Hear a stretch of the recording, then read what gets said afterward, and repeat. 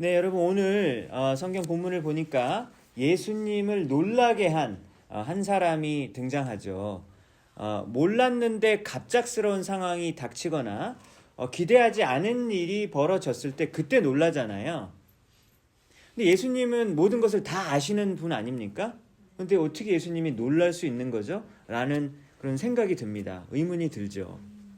근데 복음서를 보면 예수님을 놀라게 한 사람의 이야기가 두 번 나오거든요. 첫 번째 언제 나오냐면 예수님에게 딸을 고쳐달라고 아주 간청했었던 스로보니게라는 지역의 출신의 여인 이야기가 나오거든요. 그때 예수님은 이 여인이 딸을 고쳐달라고 이렇게 부탁을 하니까 예수님이 뭐라고 얘기하냐면 나는 이스라엘 백성에게 먼저 보냄을 받았다 이런 얘기를 하는 거예요. 그러니까 이 말이 무슨 말입니까? 당신 같은 이방인은 순위가 밀린다는 거죠. 너한테까지 치유의 기회가 주어지지는 않을 거다라고 그렇게 아주 너무 세 보이는 그런 말을 하신 거예요. 그러니까 자존심이 너무 상하고 마음에 상처를 입을 수 있는 그런 말이잖아요. 아니 이거 예수님 좋은 사람이라고 소문 들었는데 이거 완전 인종차별하고 민족차별하는 이런 사람인가? 충분히 그런 생각을 하고 욕하고 떠날 수 있는 상황이잖아요.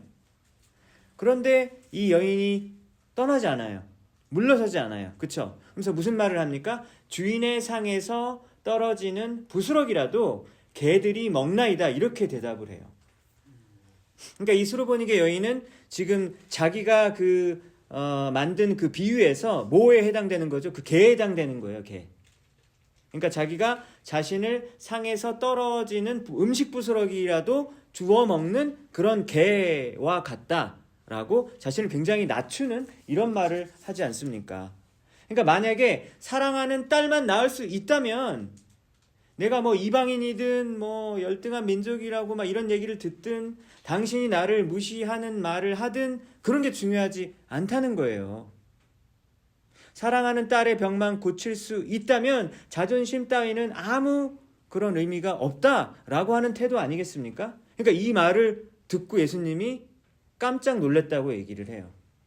이 여인을 보고 깜짝 놀라면서 뭐라 그럽니까? 네 믿음이 크도다 라고 하면서 고쳐주셨습니다. 여러분 만약에 예수님이 정말로 스로보니게 여인을 열등한 그런 민족 사람으로 이렇게 너는 이방인이지 아유 저 밑에 사람이야 라고 정말로 무시하고 여러분 사랑하지 않았다면 처음부터 그냥 안 만나면 되잖아요. 그쵸? 왜 굳이 가서 그 얘기를 해요? 그쵸? 그러니까 예수님이 사실 그 사람을 열등한 사람으로 보았다는 게 전혀 아니다라고 하는 겁니다. 왜냐하면 누가복음에 특히 보면요 여러분 그 예수님이 믿음을 칭찬한 사람들의 출신을 보면 이방인들이 되게 많아요. 헬라인들이 되게 많은 거예요. 그래서 누가복음을 뭐라 그러냐면 헬라인을 대상으로 쓴 복음이라고 할 만큼 여러분 헬라인 중심적인 내용들이 많다는 거예요. 오늘 본문에 나오는 이방인도 유대인이 아니잖아요. 그렇죠? 그러니까 여러분 예수님이 정말로 이방인을 무시한다면 그렇게 찾아가지도 않는다라고 하는 거죠. 그렇기 때문에 예수님이 그렇게 스로보니게 여인에게 세게 들리는 그 말을 한 거는요 그냥 작은 믿음의 테스트였을 뿐이었던 겁니다. 왜냐면 여러분 우리도 막 기도하다 보면요 기도를 열심히 하다가 좀 몇 번 하고 조금 하다가 그냥 포기할 때가 많잖아요. 하나님의 뜻을 막 추구하려고 하다가도 좀 하다가 주님의 일을 하는 게 정말 쉽지가 않잖아요. 그죠? 그렇게 하다가 포기하고 싶어요. 근데 왜 포기하느냐? 자존심이 상할 때가 되게 많거든요. 아니 내가 뭐 이렇게 일하니까 나는 뭐 당연히 시간 남아서 하는 사람이라고 생각되나? 라는 생각이 들 때가 많거든요, 여러분. 그러니까 내가 자존심이 상하거든요. 또 여러 가지 사회적인 통념과 체면 깎이는 일들 주님의 일 하다 보면 많이 겪어요, 여러분. 그러니까 여러분 그런 마음의 챌린지들을 여러분 겪고 그래도 그럼에도 불구하고 내가 주님 좋아서 하지 다른 이유 때문에 하는 게 아니야. 주님이 하나님이시기 때문에 내가 그 일을 하는 거지라는 믿음이 있는 사람만 여러분 끝까지 달려나갈 수 있는 거거든요. 그러니까 중간에 그만두지 않는 거예요, 여러분. 그러한 이유 때문에. 여러분 그거를 예수님이 테스트하신 것입니다. 그러니까 예수님은 근데 이 여인의 간절함을 본 거죠. 간절함을 보고 예수님이 깜짝 놀래요. 흔들리지 않는 믿음이 있을 때 예수님이 깜짝 놀라시는 거구나 라고 하는 것이죠. 믿음이 없이는 하나님을 기쁘시게 할 수 없느니라 라고 말씀하셨잖아요.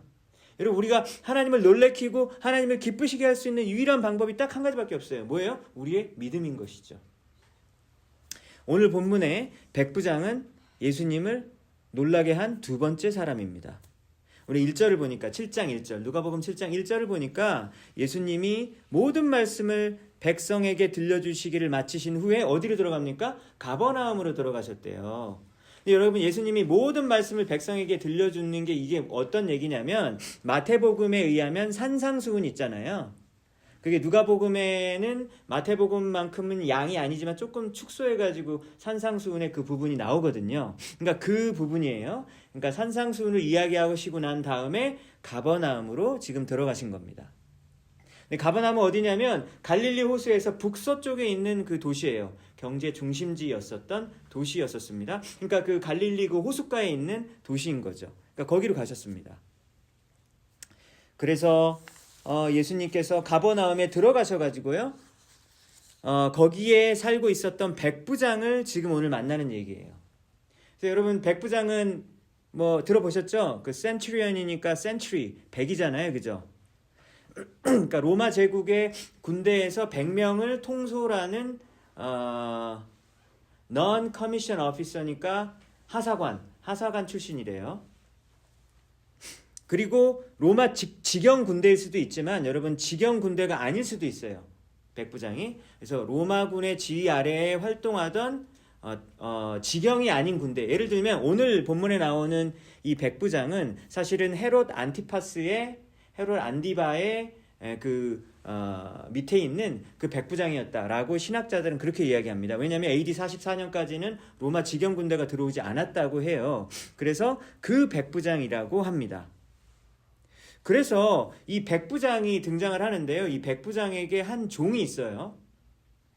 종이 있는데 이 종이 심각한 병에 걸려서 죽을 지경에 이르렀다. 근데 지금 오늘 이 본문에 누가복음 7장에 있는 이야기와 똑같은 이야기를 다루는 본문이 어디냐면 마태복음 8장에 등장을 합니다. 근데 마태복음 8장에 의하면요, 이 종이 중풍병에 걸렸다고 나오거든요. 그러니까 거의 마비에 걸린, 그러니까 어디 뭐 신경이 손상됐는지 마비에 걸리게 된 어떤 그런 병이었는데 거의 죽기 일보 직전이에요. 자, 그러면은 또 이 5절을 한번 보면요, 이 백부장이 이런 얘기를 하잖아요. 백부장에 대해서 이런 얘기를 합니다. 그가 우리나라, 우리 민족을 많이 사랑하는 사람이에요 라고 한 거예요. 그럼 여러분, 이 백부장은 유대인이에요, 이방인이에요? 이방인이죠. 이방이니까 우리 민족을 사랑한다 그러죠. 이방인인데 우리 민족을 사랑해요, 이런 얘기잖아요. 그러니까 이방인이라는 얘기입니다. 그러니까 그는 유대인도 아니었는데 유대 민족의 생활 중심지였던 회당을 짓는 사람이었다라고 하는 것이죠. 그러니까 회당을 짓는데 가장 큰 돈을 기부한 사람이었다라고 하는 겁니다. 근데 이 백부장이 예수님에 대한 소문을 듣고서 예수님이 얼마나 많은 기적을 일으키시는 분인지 이제 잘 안 거예요. 그래서 예수님에게 2번이나 오늘 본문을 보니까 사람을 보냅니다. 첫 번째 보낸 사람들은 여러분 누구였나요? 오늘 본문 보니까 잊어버리셨나요? 유대인의 여러 장로들, 몇 명 장로들을 먼저 보냈다 그러죠. 그러니까 본인은 이방인인데 유대인 장로들을 보냈다는 거예요. 그러니까 유대인 장로 편에 있으면 예수님도 유대인이시니까 조금 더 말을 잘 들어주시려나 그렇게 생각을 했는지 유대인들의 장로들을 보냅니다. 근데 여러분, 유대인 장로들은요, 그 회당의 중심 인물이기 때문에 회당을 지어준 이 백부장에게 굉장히 감사할 거 아니에요. 그렇죠? 건축 원금을 제일 많이 냈으니까. 그러니까 너무 감사하니까 백부장에 대해서 되게 좋게 이야기를 합니다. 예수님, 이 사람은요 충분히 이런 대접을 받을 만한 사람입니다, 이렇게 얘기해요. 우리 민족을 사랑하고 회당도 지어줬습니다 라고 이야기를 합니다. 그러니까 좀 낮게 좀 해달라라고 간곡히 부탁을 하죠. 그러니까 유대인 장로들이 이 백부장을 위해서 간곡히 부탁하는 거예요. 6절을 보니까 예수님이 백부장의 집으로 직접 가고 있는데 여러분, 누구를 또 만나게 되는 건가요? 백부장의 친구들을 만나게 되죠. 근데 여러분, 백부장 친구들은 뭐라고 얘기합니까? 예수님 오지 마세요 이러는 거예요. 아니 방금 사람 보내가지고 와달라 그랬잖아요. 와서 치료해달라고.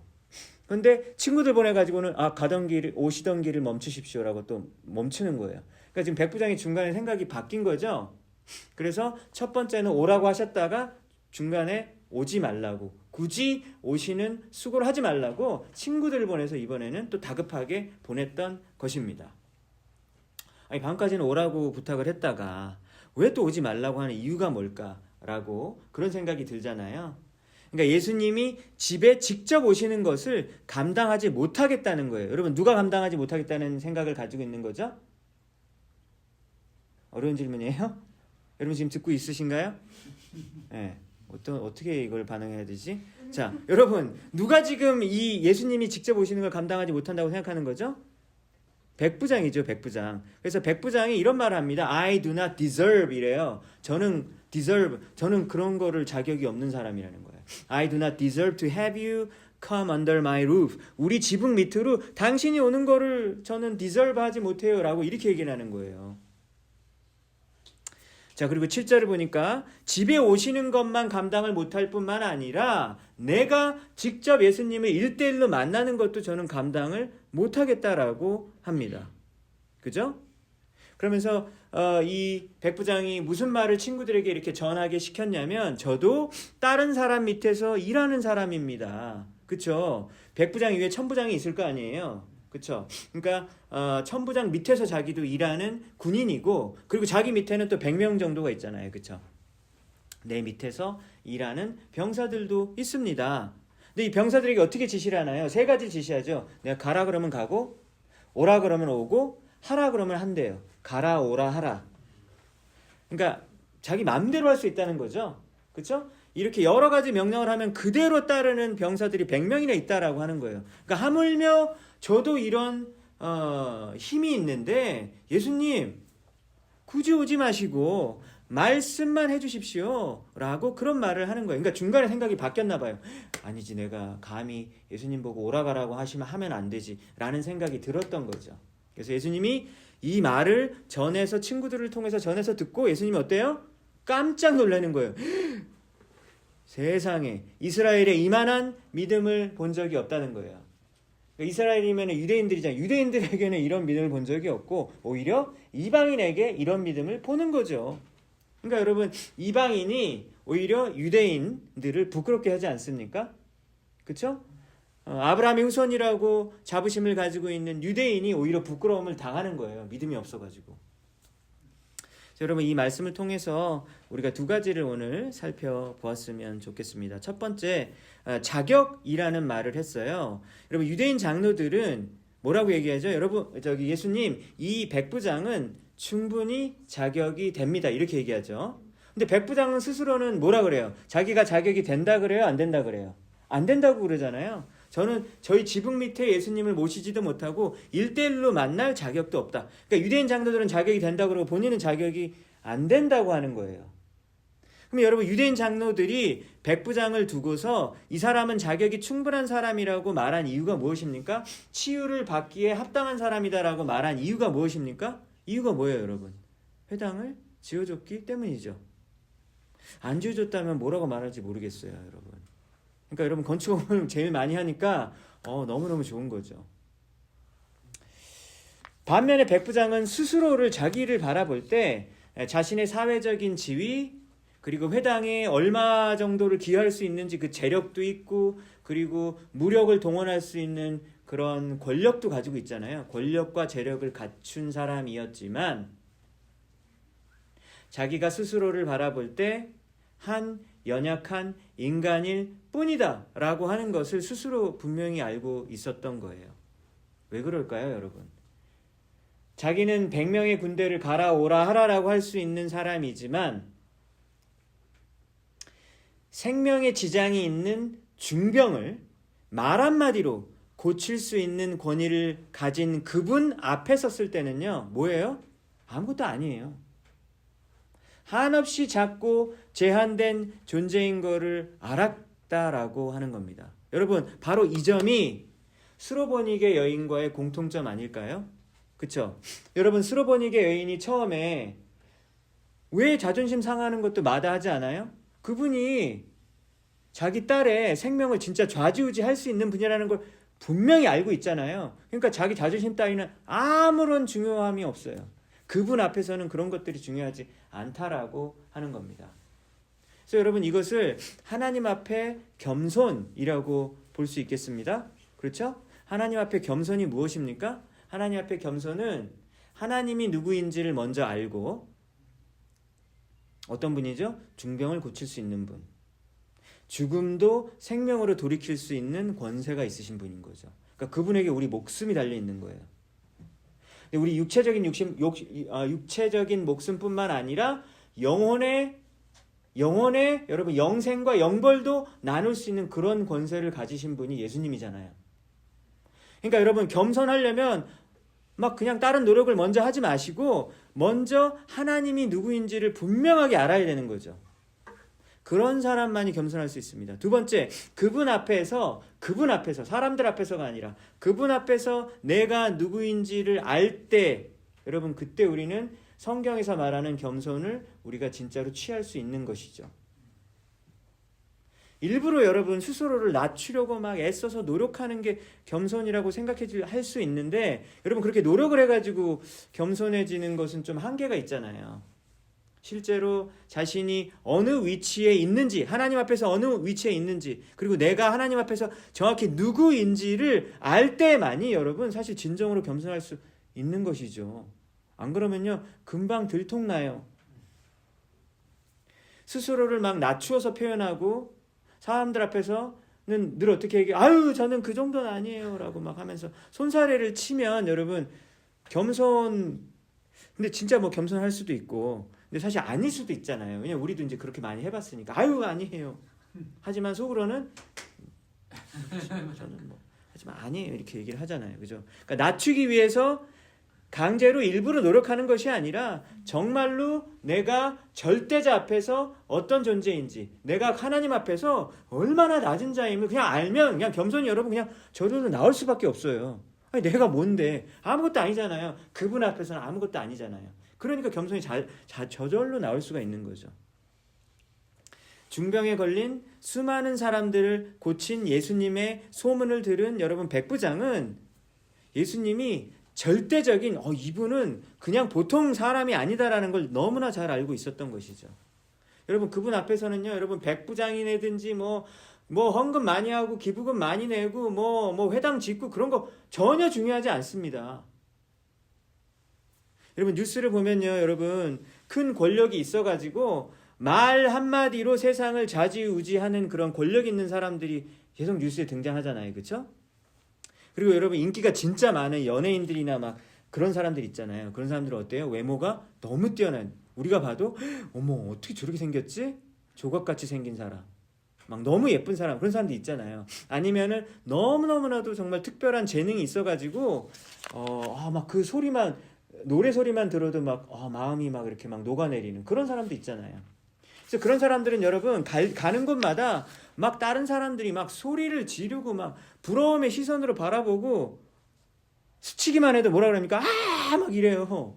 예수님 같잖아요. 거의 스치기만 해도 내가 스쳤다고 나 여기 손 안 닦을 거라고 막 그러면서 어쩔 줄을 몰라 하잖아요. 어떤 사람은 돈이 너무 많아서 돈으로 못하는 일이 없어요. 그냥 다 해요 다. 그래서 저 정도면 교만하지 않는 것이 이상하다 싶은 사람들이 있어요. 여러분 그러나 단 한 명도 예외 없이 불과 몇 년 지나면 여러분 그 화려하던 것들도 반드시 사라집니다. 사그러들죠. 그죠? 권력은 몇 년 지나면 임기가 끝나니까 다른 사람에게 넘겨줘야 돼요. 외모는 몇 년 후면 노화를 숨길 수가 없습니다. 인기는 새로운 스타가 나타나면 당신이 언제 인기가 있었어요? 그러면서 바로 대중들의 그런 외면이 바로 따라오잖아요. 그러니까 너무 그것 때문에 배신감을 느낄 만큼 바로 잊혀집니다. 그리고 돈은요 여러분 1불도 관에다가 싸갈 수가 없어요. 그렇죠? 그래서 여러분 자신이 절대자 하나님 앞에서 얼마나 힘이 없고 절대자가 여러분 한 번만 살짝만 불어버리기만 해도 내 자신을 포장하는 모든 것들이 순식간에 날아갈 수 있다라고 하는 것을 안다라는 것이 신자잖아요. 그죠? 그 신자들이 얼마나 큰 복을 누리는 사람들입니까? 자신에 대한 생각과 정체성이 하나님 앞에서 온전히 정리된 사람만이 여러분 스스로를 잘 알고 하나님 앞에서 진정으로 겸손할 수 있는 축복을 받고요. 그리고 여러분 자신이 그 어떤 존재인지 분명히 알기 때문에 어떤 결과를 낳게 되냐면 주변 사람들을 온전히 사랑할 수 있잖아요. 그렇죠? 왜냐면 그 옆에 이 사람이 뭐라고 해요? 뭐예요? 종이잖아요, 종. 그러면 종이면은 종으로서 대할 수 있는데 그 종을 온전히 사랑하기 때문에 여러분 그 종을 굉장히 귀하게 대우하는 모습을 보는 겁니다. 그러니까 여러분 이웃 사랑이 제대로 되려면 자신의 정체성부터 먼저 이게 정리가 되어야 되는 거죠.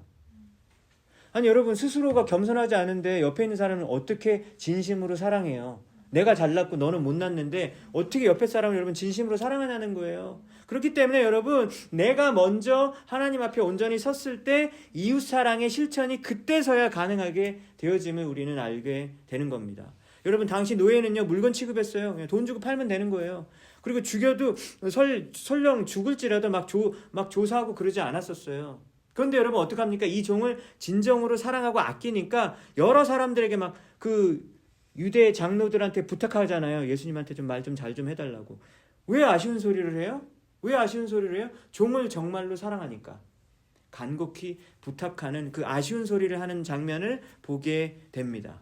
그러니까 예수님이 이 겸손한 백부장의 모습을 보고 깜짝 놀라는 거예요. 가짜 겸손은 당연히 예수님이 눈치채죠.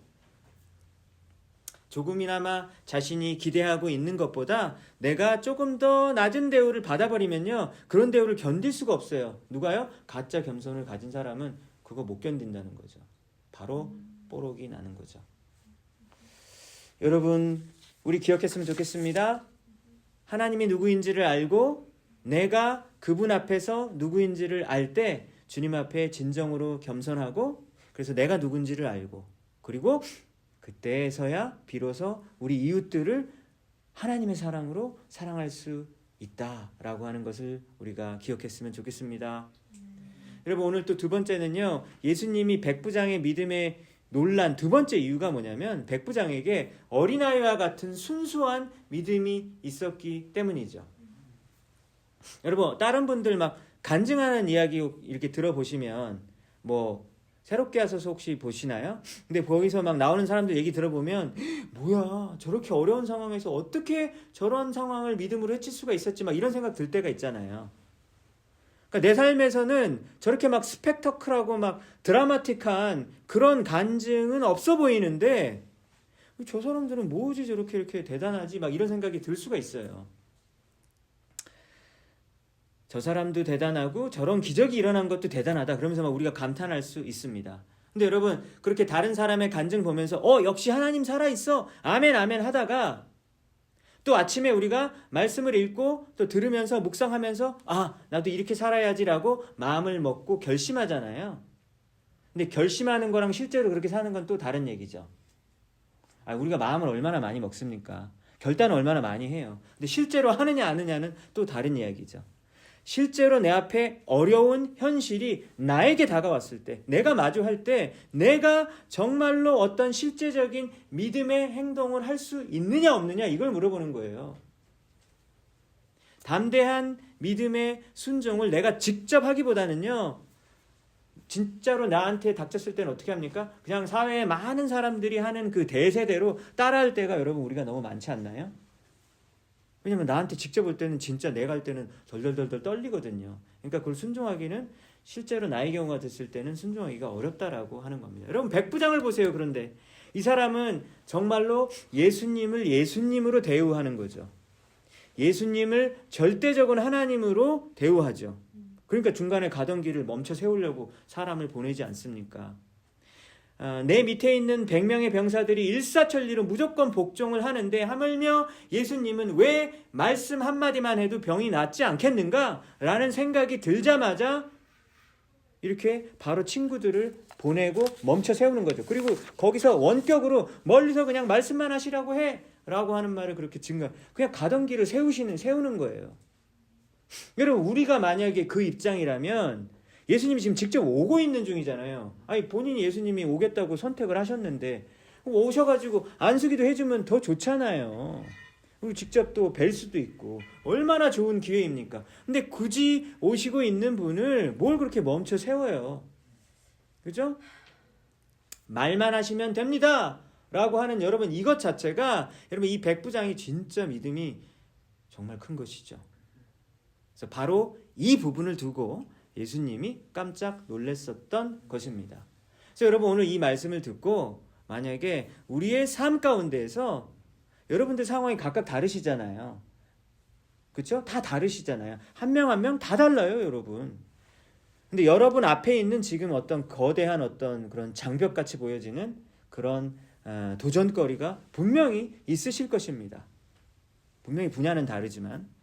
그런데 여러분 그 상황 가운데서 여러분이 그 하나님의 말씀대로 그 여러분의 믿음을 적용하셔야 되는 거죠.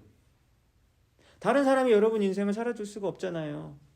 여러분 예수님이 깜짝 놀란 믿음은 실제로 자신의 삶 가운데 있는 그 문제를 가지고 어린아이처럼 순수하게 적용하는 사람이었기 때문이다 라고 하는 것을 우리는 보게 되는 것이죠.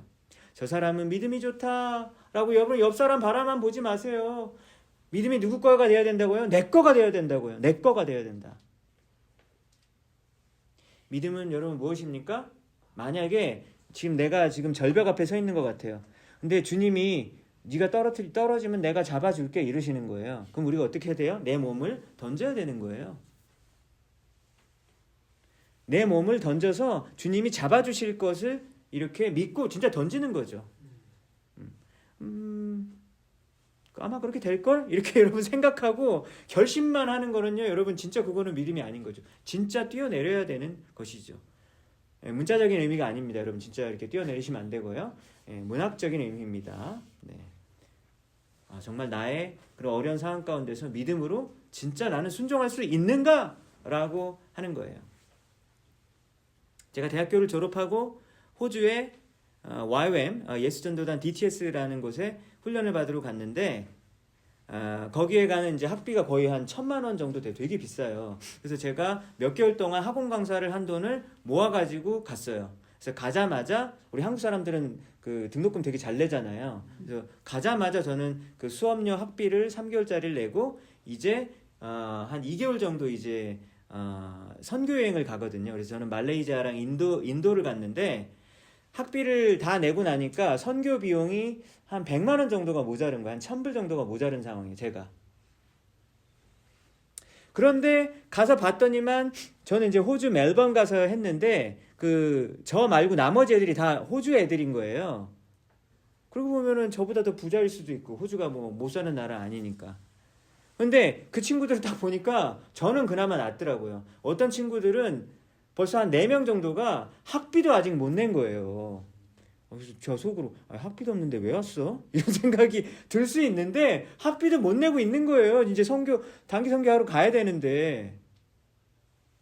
그러면서 저희 그 제자훈련 학교 리더분이 뭐 그러는 거예요. 우리는 믿음이 있어야 된다고. 믿음이 뭐냐? 믿음은 절벽에서 뛰어내리는 거라는 거예요. 그래서 우리 학비를 아직 못 낸 우리 4명을 위해서 이 4명만 자기 문제를 고민할 게 아니라 우리가 같이 기도하자요. 같이. 그래서 기도했죠. 그럼 여러분 하나님이 어떤 마음을 주세요?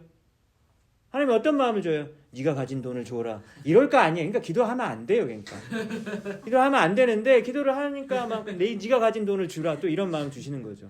근데 보세요, 여러분. 저도 단기 선교 비용이 뭐라고요? 1,000불이 모자르다고요. 근데 뭘 줘요? 내 것도 못 내고 있는데. 근데 리더가 저를 딱 보면서 너는 절벽에서 뛰어내리려는 거예요. 그래서 어떻게 절벽에서 어떻게 뛰어내려?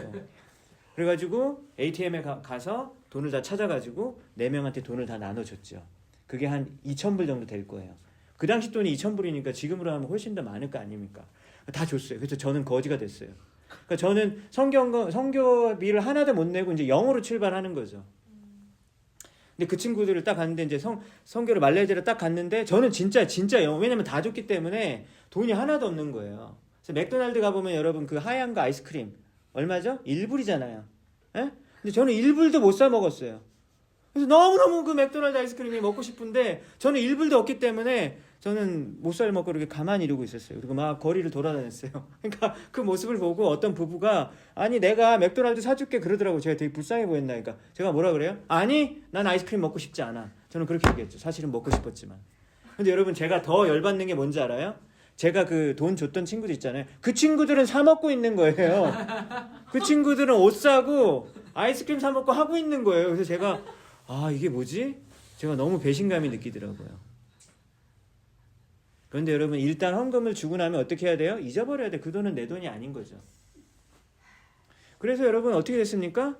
끝날 때쯤 됐을 때 저도 다 냈어요. 어떻게 냈는지 기억도 안 나요. 왜냐면 20여 년 전 일이기 때문에 기억이 나지 않아요.